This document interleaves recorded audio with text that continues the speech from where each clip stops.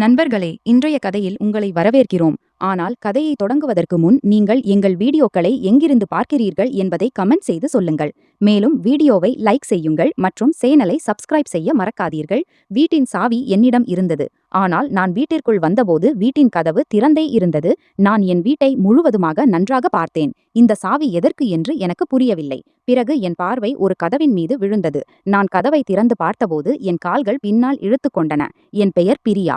நான் என் முழு மொஹல்லாவிலேயே மிகவும் அழகான பெண். எல்லாரும் என் அழகை மிகவும் பாராட்டுவார்கள். என் கண்கள் மிக பெரியவை. என் நிறமும் மிகவும் தெளிவாக இருந்தது. நான் என் தந்தையின் மிகவும் அன்பான மகள். அவர் என்னை மிகவும் நேசிப்பார். சில சமயங்களில் அம்மாவும் அக்காவும் என்னை திட்டினாலும் அவர் எப்போதும் என் பக்கம் நின்று என்னை காப்பாற்றுவார். எல்லாம் மிகவும் நன்றாக நடந்து கொண்டிருந்தது. சிறிது காலத்திற்கு பிறகு என் அம்மா என் சகோதரி மற்றும் சகோதரனின் திருமணத்தை முடித்தார்கள். நாங்கள் 3 சகோதரர்கள். என் சகோதரியின் பெயர் ஆகாங்ஷா, சகோதரனின் பெயர் ரவி. இப்போது வீட்டில் அண்ணி வந்துவிட்டாள். அக்கா தன் மாமியார் வீட்டிற்கு சென்று விட்டாள். வீட்டில் திருமணம் காரணமாக உறவினர்கள் தங்கியிருந்தார்கள். அம்மாவும் அவர்களுடன் உட்கார்ந்து பேசிக் கொண்டிருந்தாள். அப்போது நான் சமையலறையிலிருந்து தேநீர் தயார் செய்து கொண்டு வந்தேன். அப்போது நான் கேட்டேன். அம்மா அவர்களிடம் சொல்லிக் கொண்டிருந்தாள், நான் இப்போது என் இளைய மகளின் திருமணத்தை செய்ய மாட்டேன். இன்னும் 4-5 வருடங்களுக்கு பிறகுதான் இதன் திருமணம் செய்வேன். என் மூத்த மகளின் திருமணம் முடிந்துவிட்டது. இப்போது வீட்டிலும் யாராவது இருக்க வேண்டும் அல்லவா? மறுபக்கம் அவர்கள் சொன்னார்கள், இதன் வயதும் நன்றாக ஆகிவிட்டதே. இப்போது ஏன் இதன் திருமணத்தை செய்யக்கூடாது? அப்போது அம்மா சொன்னாள், வெறுமனே அப்படித்தான். நான் இப்போது இதன் திருமணத்தை செய்ய மாட்டேன். இவளும் போய்விட்டால் பிறகு வேலைகளில் எனக்கு உதவி செய்வது யார்? அக்கா 4 நாட்களுக்கு முன்புதான் போனாள். அம்மாவின் இந்த வார்த்தைகளை கேட்டு எனக்கு மிகவும் வருத்தமாக இருந்தது. என் மனதில் முதல் முறையாக அம்மா மீது கோபம் வந்தது. எனக்கு தோன்றியது, அம்மா என்னை மகளாக நினைக்கவில்லை, மாறாக தன் வேலைக்காக வீட்டில் தடுத்து வைக்க விரும்புகிறாள் என்று. ஆனால் அந்த நேரத்தில் நான் யாரிடமும் எதையும் சொல்லாமல் அமைதியாக என் அறைக்குச் சென்று விட்டேன். சில நாட்கள் அப்படியே கடந்தன. பிறகு திடீரென்று என் வாழ்க்கையில் ஒரு பெரும் புயல் வந்தது. அது எல்லாவற்றையும் மாற்றிவிட்டது. என் தந்தை இறந்துவிட்டார். அவர் போன பிறகு எனக்கு தோன்றியது, என் தலையிலிருந்து வானமே விலகிவிட்டது போல. நான் பல இரவுகள் அழுது கொண்டே இருந்தேன். எனக்கு எப்போதும் அவரது வார்த்தைகள் நினைவுக்கு வரும். அவர் எப்படி என்னை கவனித்துக் கொண்டார், எப்படி என் சிறிய பெரிய விஷயங்களை எல்லாம் புரிந்து கொண்டார். இப்போது வீட்டில் என்னை புரிந்து கொள்ள யாரும் இல்லை. அம்மாவும் முன்பு போல் இல்லை. அவள் எப்போதும் வேலை மற்றும் பணக்கவலையில் மூழ்கியிருந்தாள். சகோதரன் தன் புதிய திருமண வாழ்க்கையில் பிஸியாக இருந்தான். அண்ணியும் என்னிடம் அதிகம் பேச மாட்டாள். நான் உள்ளுக்குள்ளேயே மிகவும் தனிமையாக ஆகிவிட்டேன். ஆனால் எனக்கு தெரியவில்லை, என் வாழ்க்கையில் இன்னும் பல விஷயங்கள் நடக்கவிருப்பதாக. சில நாட்களுக்கு பிறகு என் வாழ்க்கையில் ஒரு இளைஞன் வந்தான். அவன் பெயர் விஜய். அவன் அடிக்கடி என்னை பார்த்து கொண்டே இருப்பான். நான் சந்தைக்கு செல்லும் போதோ அல்லது மேற்கூரையில் துணிகளை உலர்த்தச் செல்லும் போதோ அவன் பார்வை எப்போதும் என்னை தேடிக் கொண்டிருக்கும். முதலில் நான் அவனை புறக்கணித்தேன். ஆனால் மெல்ல மெல்ல அவன் இருப்பை நானும் உணரத் தொடங்கினேன். அவன் மிகவும் அழகானவன். அவன் முகத்தில் எப்போதும் ஒரு அழகான புன்னகை இருக்கும். ஒரு நாள் அவன் தன் எண்ணெய் என் பக்கம் எறிந்தான். ஆனால் நான் எடுக்கவில்லை. அடுத்த நாள் மீண்டும் அப்படி செய்தான். பிறகு நானும் முன்னேறினேன். ஆனால் அன்று ஏனோ என் மனம் சம்மதிக்கவில்லை. நான் திரும்பிச் சென்று அவன் எண்ணெய் எடுத்துக்கொண்டேன். வீட்டிற்கு வந்து அந்த காகிதத்தை பலமுறை படித்தேன். பிறகு நீண்ட நேரம் யோசித்தேன். நான் அவனுக்கு மெசேஜ் செய்யலாமா வேண்டாமா என்று.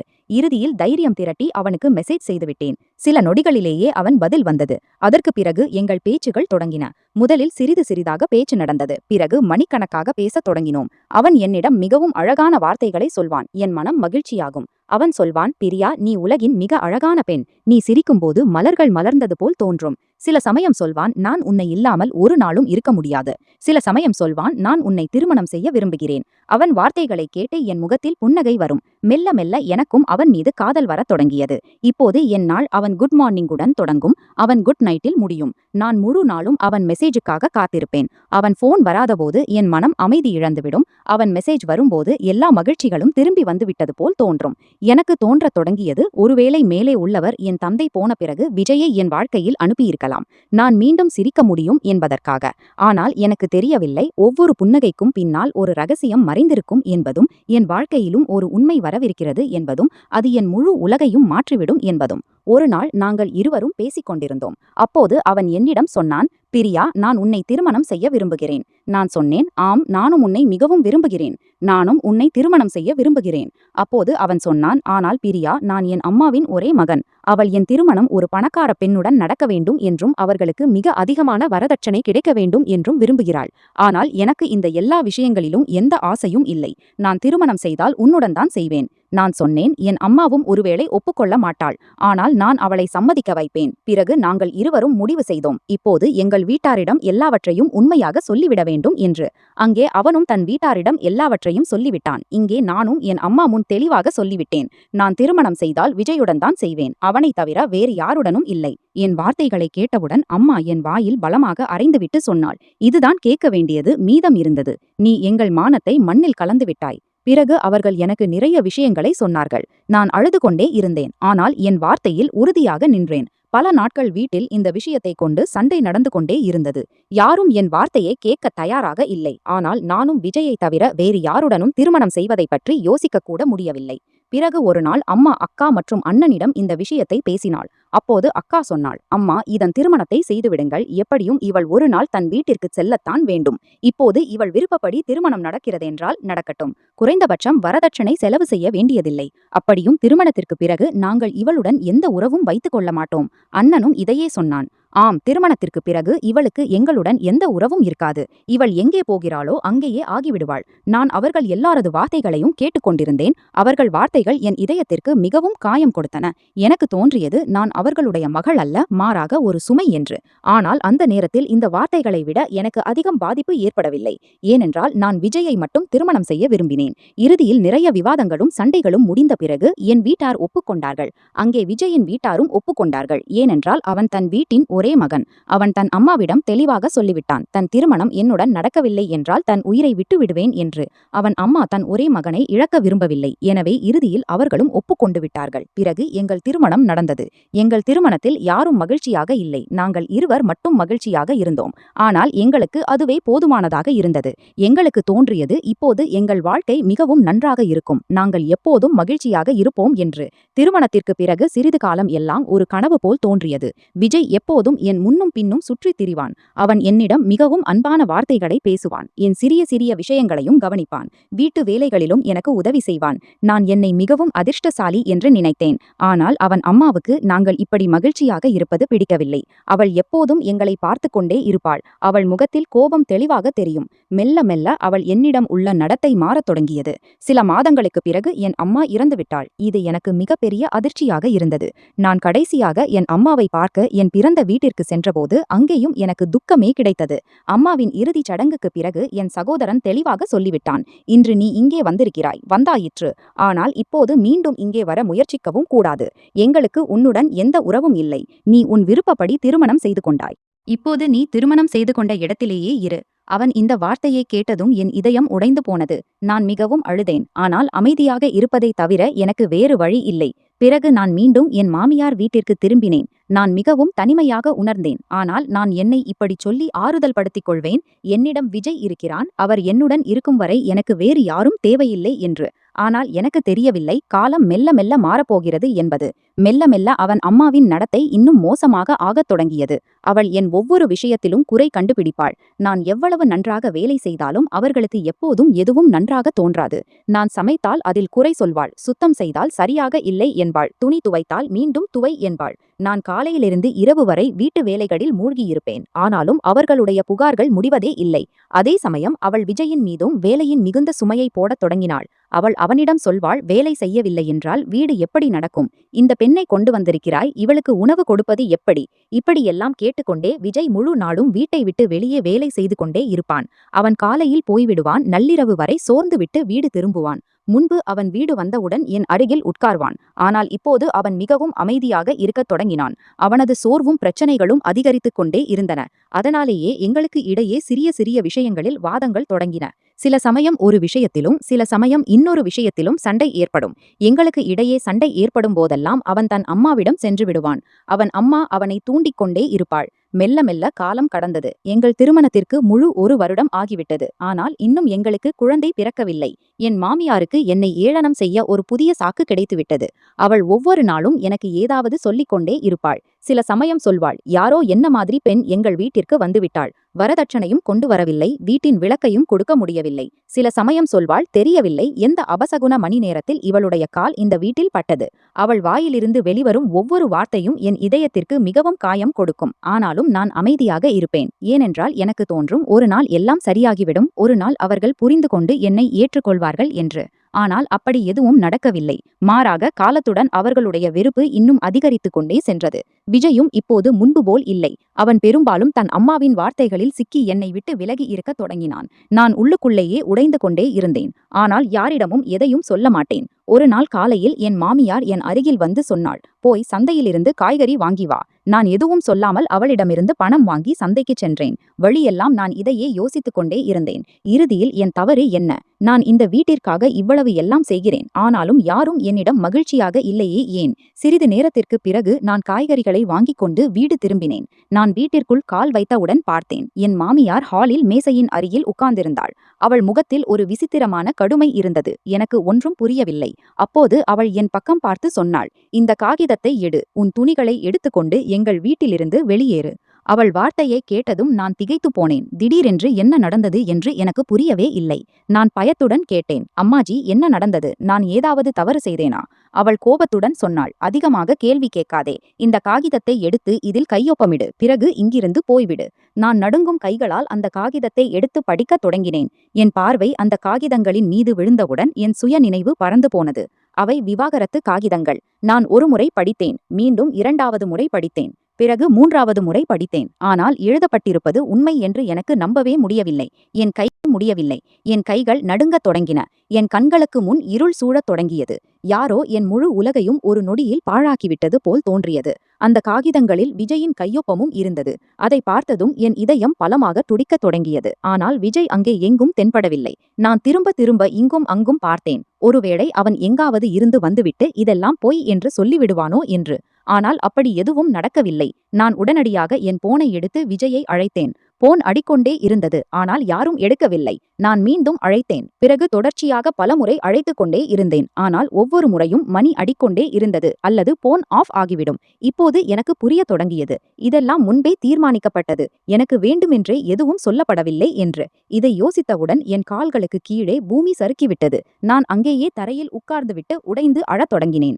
என் மாமியார் நான் அழுவதை பார்த்தும் சிறிதும் இரக்கப்படவில்லை. மாறாக சொன்னாள், எவ்வளவு அழ வேண்டுமோ அழு. ஆனால் இப்போது இந்த வீட்டில் உனக்கு இடமில்லை. விஜய்தானே உன்னை விட்டுவிட முடிவு செய்திருக்கிறான். இதை கேட்டதும் எனக்கு இன்னும் பெரிய அதிர்ச்சி ஏற்பட்டது. ஏனென்றால் யாருக்காக நான் என் வீட்டாரை விட்டுவிட்டேனோ, யாரை நான் என் முழு உலகமாக நினைத்தேனோ, அதே நபர் இன்று எனக்கு எதுவும் சொல்லாமல் என்னை விட்டுச் சென்று விட்டான். நான் திரும்ப திரும்ப யோசித்துக் கொண்டே இருந்தேன். இறுதியில் என் தவறு என்ன? நான் அவனை நேசித்தது தவறா? அவனுக்காக என் குடும்பத்தை விட்டது என் தவறா? அல்லது இந்த வீட்டை என் வீடாக நினைத்தது என் மிகப்பெரிய தவறா? என் கண்களிலிருந்து கண்ணீர் நிற்பதற்கு பெயரில்லை. எனக்கு தோன்றியது என் வாழ்க்கையின் எல்லாமே அந்த நொடியில் முடிந்துவிட்டது என்று. பிறகு என் மாமியார் என்னிடம் சொன்னாள், இப்போது இந்த பொய்யான கண்ணீரின் நாடகத்தை இங்கே ஆடாதே. சீக்கிரம் உன் துணிகளை எடுத்துக்கொண்டு எங்கள் வீட்டிலிருந்து வெளியேறு. அவள் குரலில் சிறிதும் இரக்கம் இல்லை. அவள் இந்த நாளுக்காகவே காத்திருந்தது போல் தோன்றியது. நான் நடுங்கும் காலடிகளுடன் என் அறையை நோக்கி நகரத் தொடங்கினேன். எனக்கு அந்த அறை வரை செல்வதும் மிகவும் கடினமாக இருந்தது. ஏனென்றால் அந்த அறையுடன் என் எத்தனையோ நினைவுகள் பிணைந்திருந்தன. நான் அறைக்குள் சென்றவுடன் என் பார்வை விஜயை நினைவூட்டும் ஒவ்வொரு பொருளின் மீதும் விழத் தொடங்கியது. அறையின் சுவரில் எங்கள் திருமண புகைப்படம் தொங்கியிருந்தது. அலமாரியின் மேல் எங்கள் ஒரு புன்னகைக்கும் புகைப்படம் வைக்கப்பட்டிருந்தது. படுக்கையில் உட்கார்ந்தவுடன் எனக்கு அந்த எல்லா நாட்களும் நினைவுக்கு வரத் தொடங்கின. விஜய் என்னுடன் மணிக்கணக்காக உட்கார்ந்து பேசிய நாட்கள், அவன் என்னை பார்த்து சிரித்த நாட்கள், அவன் என்னிடம் வாக்குறுதி அளித்த நாட்கள், என்ன நடந்தாலும் அவர் எப்போதும் என் பக்கம் இருப்பார் என்று.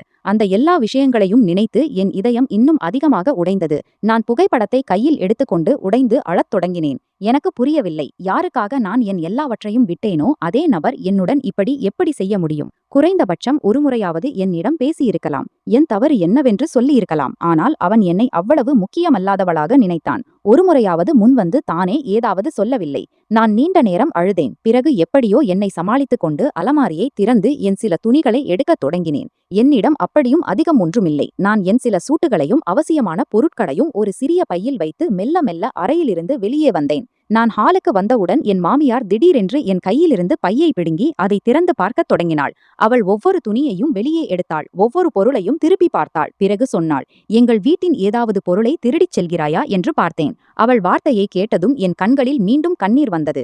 ஏனென்றால் நான் என் வீடாக நினைத்த அதே வீட்டில் இன்று என் மீது திருட்டு சந்தேகம் வைக்கப்படுகிறது. ஆனால் நான் எதுவும் சொல்லவில்லை. ஏனென்றால் எனக்குள்ளே இப்போது போராடும் சக்தியே மீதமில்லை. அவள் முழு பையையும் பார்த்தாள். ஆனால் அதில் அப்படி எதுவும் கிடைக்கவில்லை. ஏனென்றால் நான் என் துணிகளை தவிர வேறு எதையும் வைக்கவில்லை.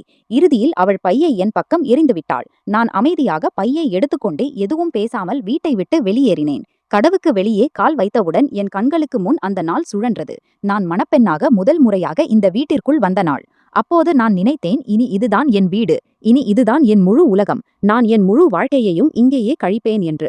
ஆனால் இன்று அதே வீட்டிலிருந்து என்னை இப்படி வெளியேற்றுகிறார்கள். நான் ஒருபோதும் இந்த வீட்டின் பகுதியாகவே இல்லாதது போல். நான் மெல்ல மெல்ல சாலையில் நடக்கத் தொடங்கினேன். எனக்கு புரியவில்லை, இப்போது நான் எங்கே போவது? என் சொந்தம் என்று சொல்லக்கூடிய யாரும் மீதமில்லை. அப்போது எனக்கு என் சகோதரன் நினைவுக்கு வந்தான். நான் யோசித்தேன், அவன் என்னிடம் கோபமாக இருந்தாலும் இறுதியில் அவன் என் சொந்த சகோதரன் தானே. இரத்த உறவு இவ்வளவு எளிதாக முடிந்துவிடுமா?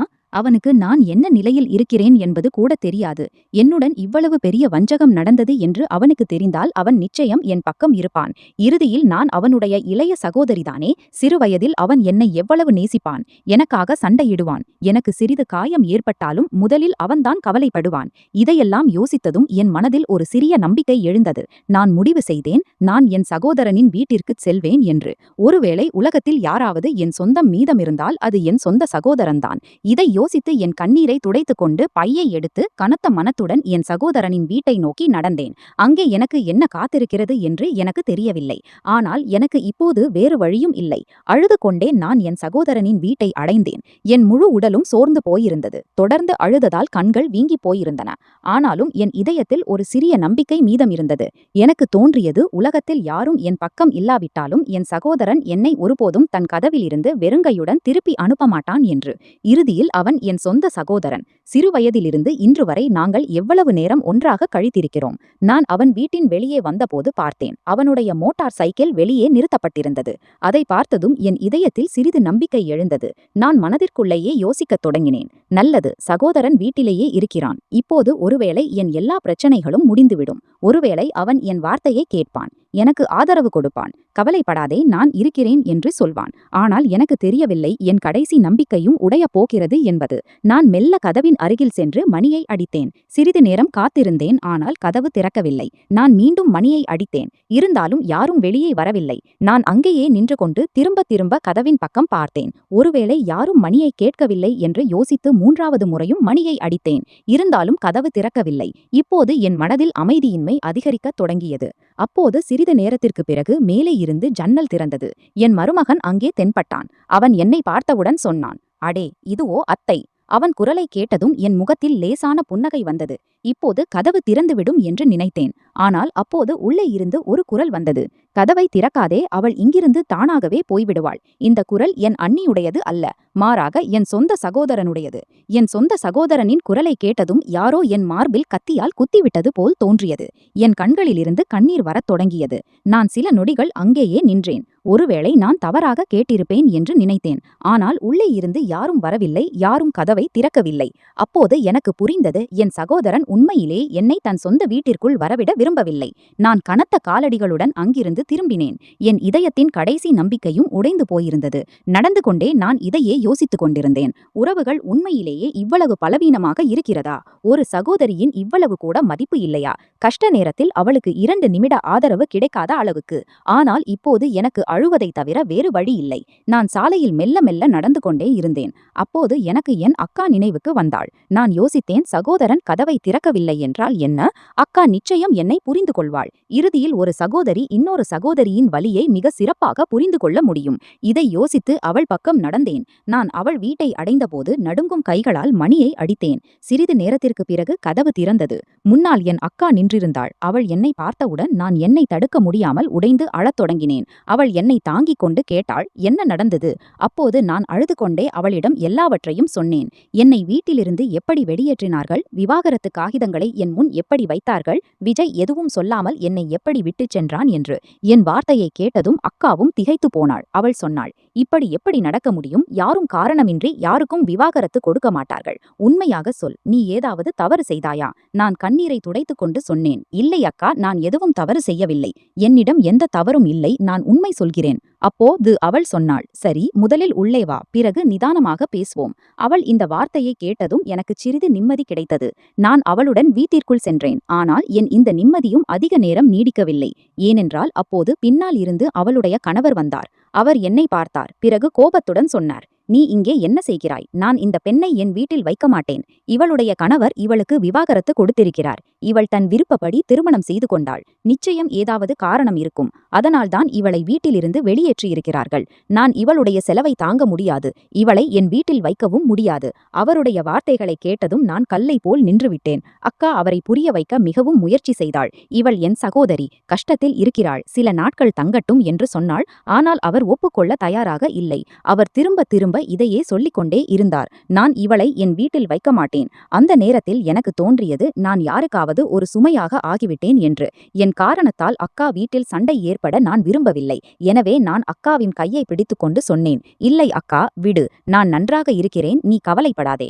அவள் என்னை தடுக்க மிகவும் முயற்சி செய்தாள். ஆனால் நான் அங்கே நிற்கவில்லை. நான் மெல்ல அங்கிருந்து வெளியேறினேன். பிறகு எந்த இலக்கும் இல்லாமல் சாலையில் நடக்கத் தொடங்கினேன். சிறிது நேரத்திற்கு பிறகு நான் சாலையின் ஓரத்தில் சென்று உட்கார்ந்து விட்டேன்.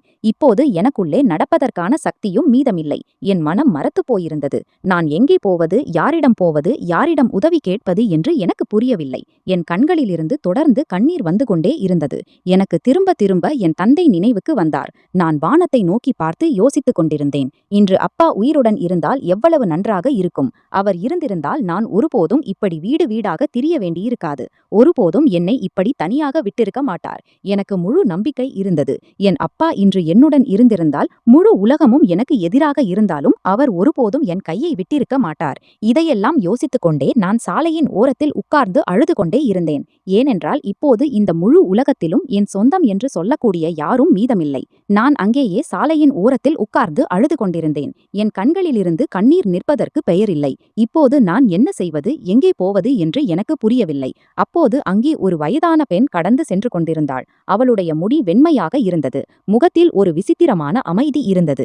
அவள் என்னை சாலையின் ஓரத்தில் தனியாக உட்கார்ந்திருப்பதை பார்த்து நின்றுவிட்டாள். பிறகு மெல்ல என் அருகில் வந்து சொன்னாள், மகளே, நீ இங்கே இந்த நேரத்தில் தனியாக ஏன் உட்கார்ந்திருக்கிறாய்? இவ்வளவு ஏன் அழுகிறாய்? என்ன நடந்தது? எல்லாம் சரியாக இருக்கிறதா? அவள் குரலில் அன்பான தொனி இருந்தது. ஆனால் இவ்வளவு வஞ்சகங்களுக்கு பிறகு எனக்கு யாரிடமும் நம்பிக்கை வரவில்லை. எனவே நான் சிறிது பயந்து அமைதியாக கீழே பார்த்து கொண்டிருந்தேன். என் நிலையை பார்த்து அவள் மீண்டும் சொன்னாள், பயப்படாதே மகனே, நான் உனக்கு எந்த தீங்கும் செய்ய மாட்டேன். என்ன விஷயம் என்று சொல். ஒருவேளை நான் உனக்கு ஏதாவது உதவி செய்ய முடியும். அவள் வார்த்தையை கேட்டதும் ஏனோ என் இதயத்திற்கு சிறிது ஆதரவு கிடைத்தது. பிறகு நான் அழுது கொண்டே அவளிடம் என் முழு கதையையும் சொல்லத் தொடங்கினேன். என் கணவர் என்னை எப்படி விட்டுவிட்டார், என் மாமியார் என்னை வீட்டிலிருந்து எப்படி வெளியேற்றினாள், என் சொந்த சகோதரன் கதவை கூட திறக்கவில்லை, என் அக்காவும் விரும்பினும் என் பக்கம் இருக்க முடியவில்லை என்று எல்லாவற்றையும் சொன்னேன். என் வார்த்தையை கேட்டதும் அவள் கண்கள் நிறைந்தன. அவள் என் தலையில் கை வைத்து தடவி சொன்னாள், மகனே, இப்போது நீ சிறிதும் கவலைப்படாதே. இன்றிலிருந்து நீ தனியாக இல்லை. பிறகு அவள் சொன்னாள், நான் ஒரு விதவை ஆசிரமம் நடத்துகிறேன். அங்கே வாழ்க்கையில் மிகுந்த துக்கங்கள் வந்த பல பெண்கள் இருக்கிறார்கள். சிலரை அவர்களுடைய சொந்தங்கள் விட்டுச் சென்றார்கள். சிலர் தங்கள் சொந்தங்களை இழந்தார்கள். ஆனால் இப்போது நாங்கள் எல்லாரும் ஒரு குடும்பம் போல் வாழ்கிறோம். உனக்கு எங்கேயும் போக இடம் இல்லை என்றால் நீ என்னுடன் வரலாம். அவள் வார்த்தையை கேட்டதும் என் கண்களில் மீண்டும் கண்ணீர் வந்தது. ஆனால் இந்த முறை அந்த கண்ணீர் துக்கத்தின் கண்ணீர் அல்ல, நிம்மதியின் கண்ணீர்.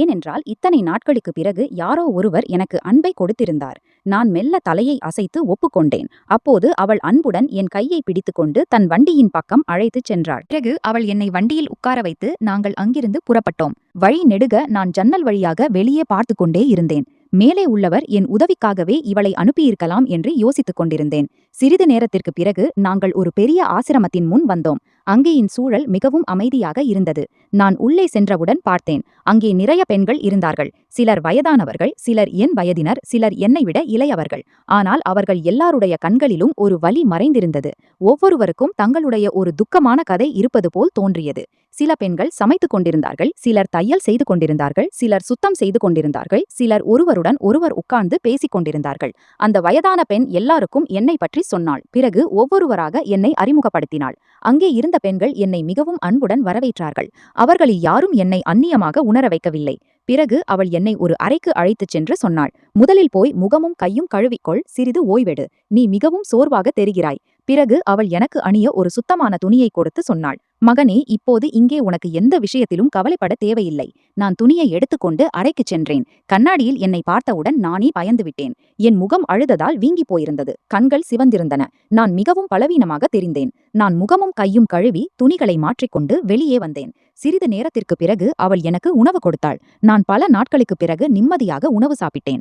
ஏனென்றால் கடந்த சில காலமாக என் தொண்டையில் சரியாக ஒரு கவளம் கூட இறங்கவில்லை. உணவு சாப்பிட்ட பிறகு அவள் என்னை ஆசிரமத்தின் மற்ற பெண்களுடன் அறிமுகப்படுத்தி சொன்னாள். இனிமேல் நீயும் இங்கேயே இருப்பாய். நாங்கள் எல்லாரும் உன் குடும்பம். அவள் இந்த வார்த்தையை கேட்டதும் என் இதயத்திற்கு மிகுந்த நிம்மதி கிடைத்தது. ஏனென்றால் இத்தனை நாட்களுக்குப் பிறகு எனக்கு தோன்றியது, ஒருவேளை நான் முழுவதுமாக தனியாக இல்லையோ என்று.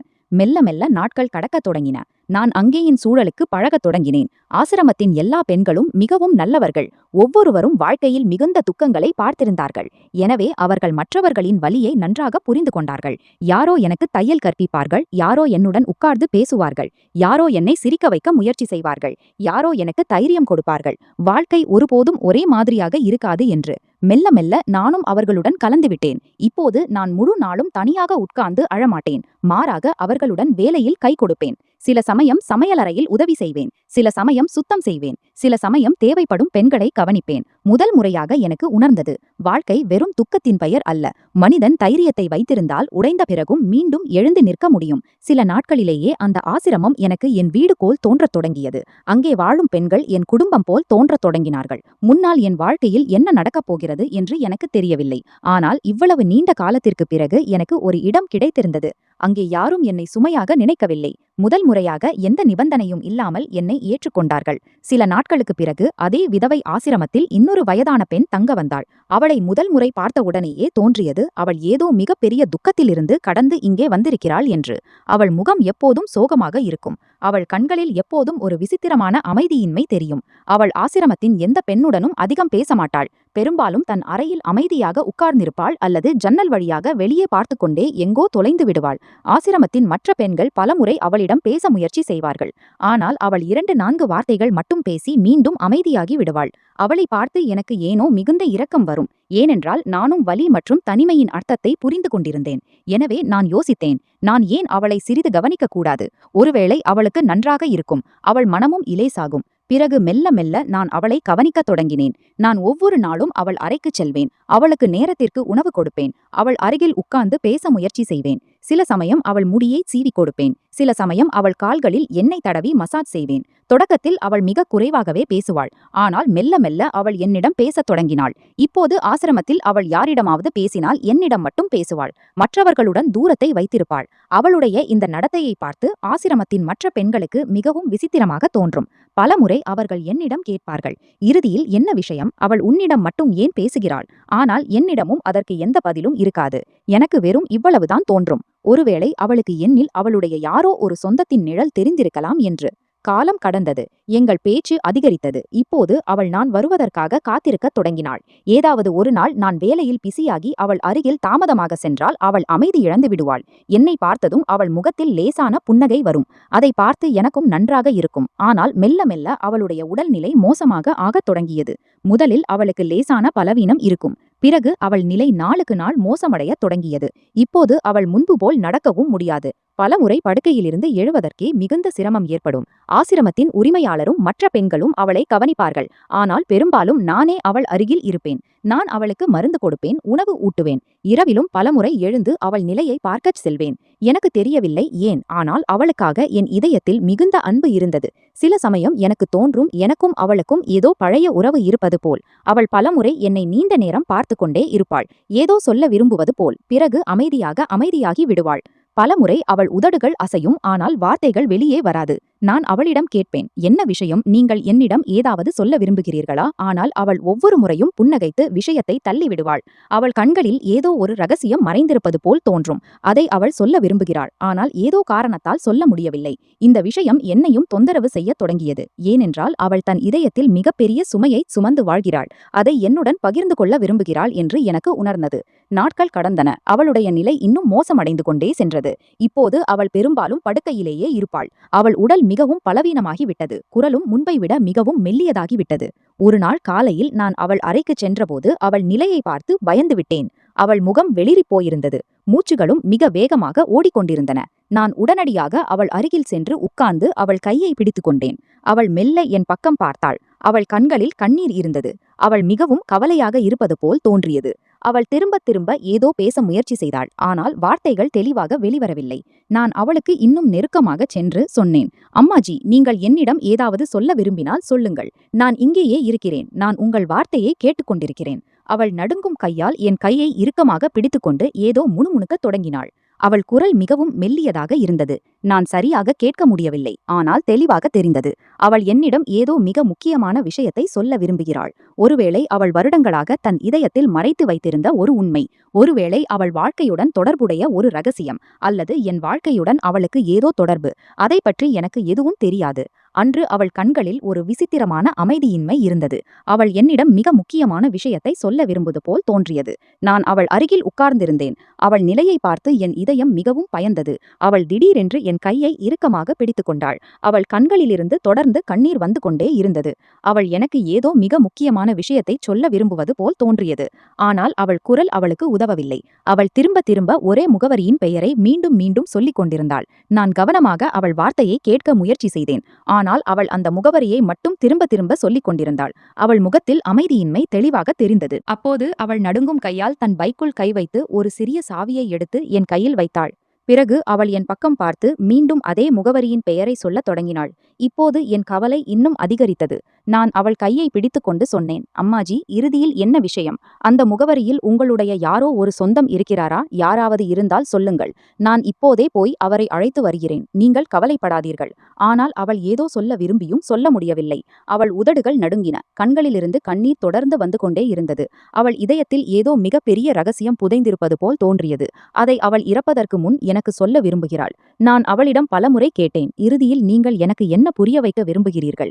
ஆனால் அவள் அந்த முகவரியை மட்டும் மீண்டும் மீண்டும் சொல்லிக் கொண்டே இருந்தாள். பிறகு திடீரென்று அவள் மூச்சுகள் இன்னும் வேகமாக ஓடத் தொடங்கின. நான் பயந்து உரக்க குரல் கொடுத்து ஆசிரமத்தின் மற்ற பெண்களையும் உரிமையாளரையும் அழைக்கத் தொடங்கினேன். சில நொடிகளிலேயே எல்லாரும் அங்கே வந்துவிட்டார்கள். ஆனால் அதற்குள் மிகவும் தாமதமாகிவிட்டது. அந்த வயதான பெண் என்றென்றும் இந்த உலகை விட்டு சென்று விட்டாள். அறையில் முழு அமைதி நிலவியது. சில பெண்கள் அழத் தொடங்கினார்கள். சிலர் அமைதியாக நின்றிருந்தார்கள். நான் அவளை பார்த்து கொண்டிருந்தேன். என் கண்களிலிருந்தும் கண்ணீர் தொடர்ந்து வந்து கொண்டே இருந்தது. எனக்கு தோன்றியது, நான் என் யாரோ ஒரு மிக நெருக்கமானவரை இழந்துவிட்டது போல். நான் அவளை அதிக நேரம் தெரிந்தும் இல்லை. ஆனால் ஏனோ அவளுடன் ஒரு ஆழமான பிணைப்பு ஏற்பட்டிருந்தது.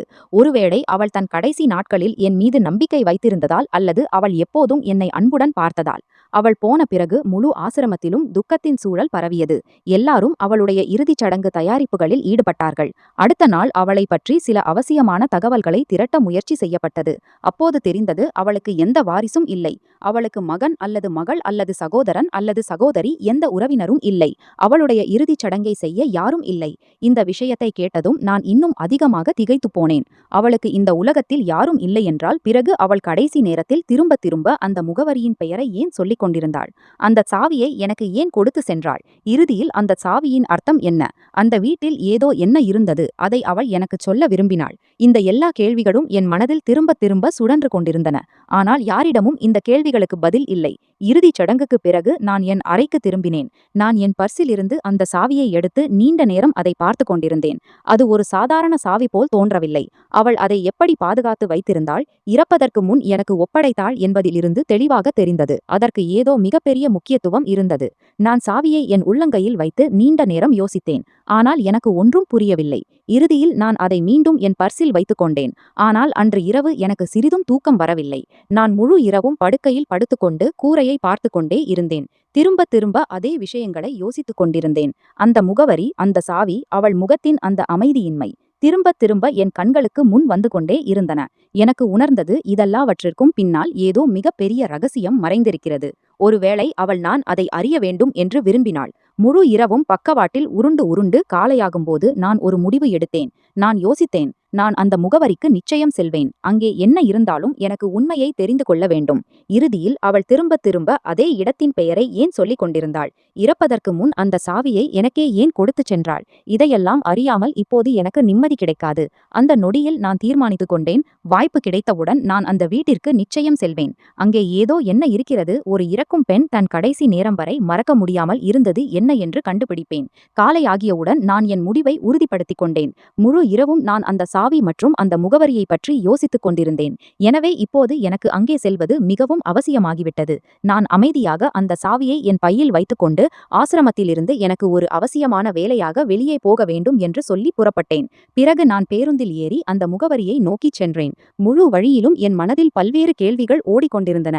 இறுதியில் அந்த வயதான பெண் எனக்கு என்ன சொல்ல விரும்பினாள்? அவள் தன் கடைசி மூச்சுகளில் அந்த சாவியை எனக்கே ஏன் கொடுத்தாள்? சில மணி நேரங்களுக்கு பிறகு நான் அந்த முகவரியை அடைந்தேன். முன்னால் பார்த்தவுடன் நான் திகைத்து போனேன். ஏனென்றால் அங்கே ஒரு மிகப்பெரிய அழகான வீடு கட்டப்பட்டிருந்தது.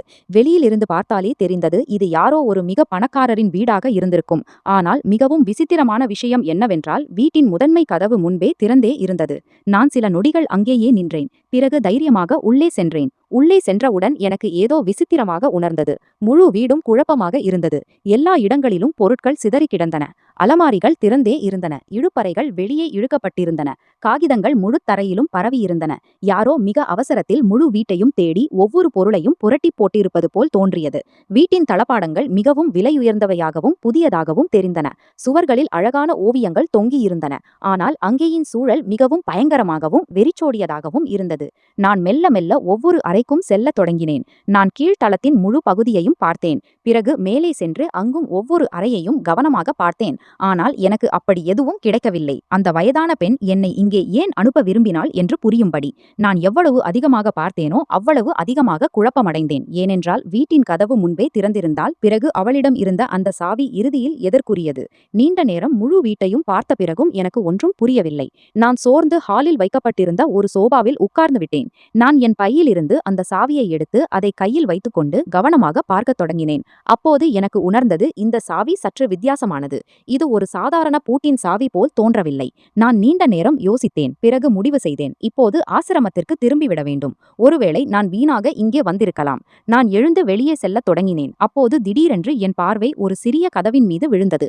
அது வீட்டின் மூலையில் இருந்தது. அந்த கதவு மற்ற கதவுகளிலிருந்து வித்தியாசமாக தோன்றியது. ஒருவேளை அதனால்தான் முன்பு என் கவனம் அதன் மீது செல்லவில்லை. நான் சில நொடிகள் அதை பார்த்து கொண்டிருந்தேன். பிறகு மனதில் வந்தது, இவ்வளவு தூரம் வந்துவிட்டேன். ஒருமுறை இதையும் திறந்து பார்த்துவிட்டு போகலாம்.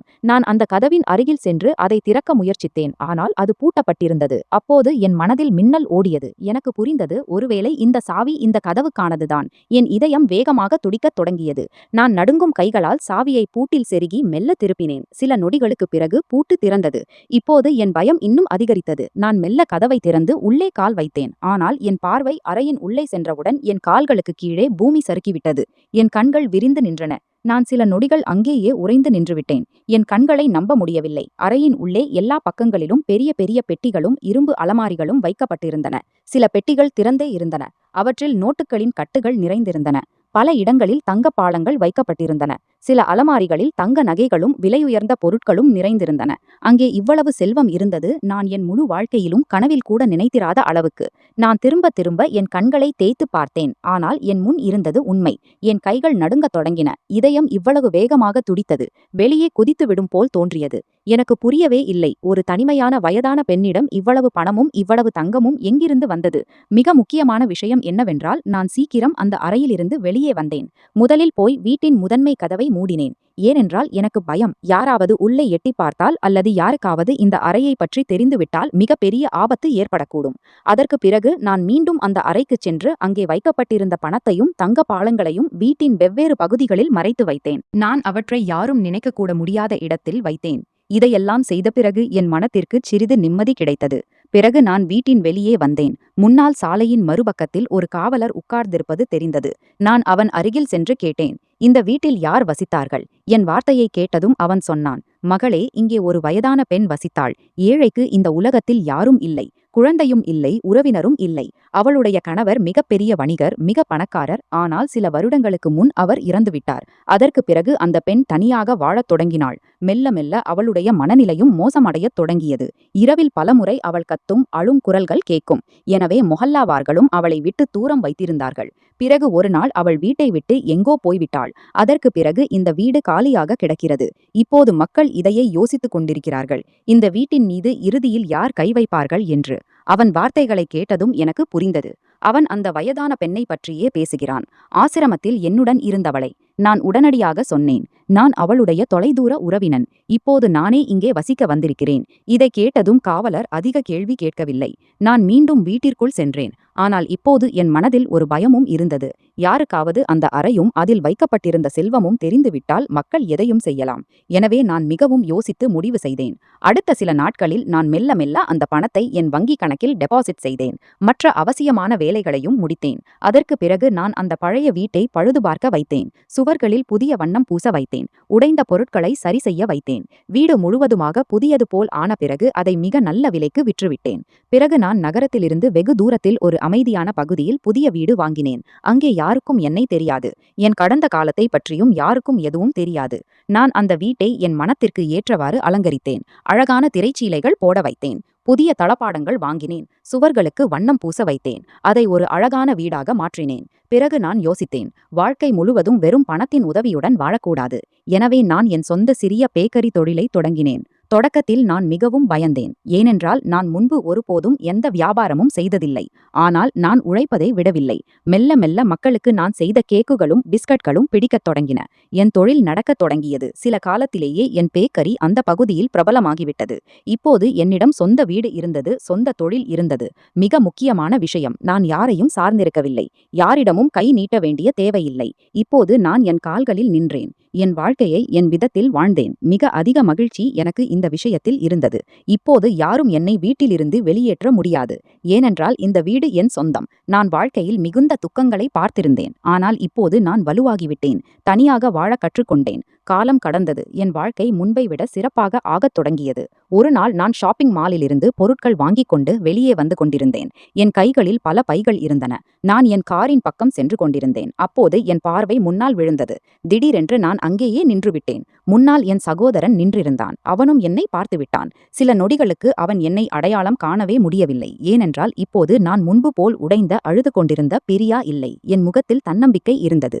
நல்ல துணிகள் அணிந்திருந்தேன். என் வாழ்க்கை முழுவதுமாக மாறிவிட்டிருந்தது. மறுபக்கம் என் சகோதரன் என்னை பார்த்து திகைத்து போனான். அவன் முகத்தின் நிறம் மாறியது. ஏனென்றால் அவனுக்கு இன்று வரை இப்படித்தான் தோன்றியிருக்கும். நான் எங்கோ சாலைகளில் திரிந்து துக்கங்களில் வாழ்க்கையை கழித்துக் கொண்டிருப்பேன் என்று. ஆனால் அவனுக்கு என்ன தெரியும், மேலே உள்ளவர் என் வாழ்க்கையை முழுவதுமாக மாற்றிவிட்டார் என்று. நான் மனதிற்குள்ளேயே மேலே உள்ளவருக்கு நன்றி சொல்லத் தொடங்கினேன். ஏனென்றால் உலகத்தின் எல்லா கதவுகளும் எனக்கு மூடப்பட்ட போது அவரே எனக்கு புதிய வழிகளை திறந்தார். அவர் எனக்கு தலைமறைக்க ஒரு வீட்டை கொடுத்தார். என் கால்களில் நிற்கும் சக்தியை கொடுத்தார். மிக முக்கியமான விஷயம், எனக்கு மீண்டும் வாழ கற்றுக் கொடுத்தார். இன்று என்னிடம் சொந்த வீடு இருந்தது. சொந்த தொழில் இருந்தது. சொந்த அடையாளம் இருந்தது. மிக முக்கியமான விஷயம், என் இதயத்தில் இப்போது யாருக்கும் எந்த புகாரும் இல்லை. ஏனென்றால் நான் கற்றுக்கொண்டேன், வாழ்க்கையில் எவ்வளவு கஷ்டங்கள் வந்தாலும் மனிதன் தைரியத்தை இழக்காவிட்டால் ஒரு நாள் அவன் வாழ்க்கை நிச்சயம் மாறும். இன்று உண்மையிலேயே நான் மிகவும் மகிழ்ச்சியாக இருந்தேன். நண்பர்களே, இதுதான் இன்றைய கதை. உங்களுக்கு எப்படி இருந்தது என்று கமெண்ட் செய்து சொல்லுங்கள். உங்கள் நகரத்தின் பெயரையும் சொல்லுங்கள். சேனலை சப்ஸ்கிரைப் செய்யுங்கள் தயவு செய்து.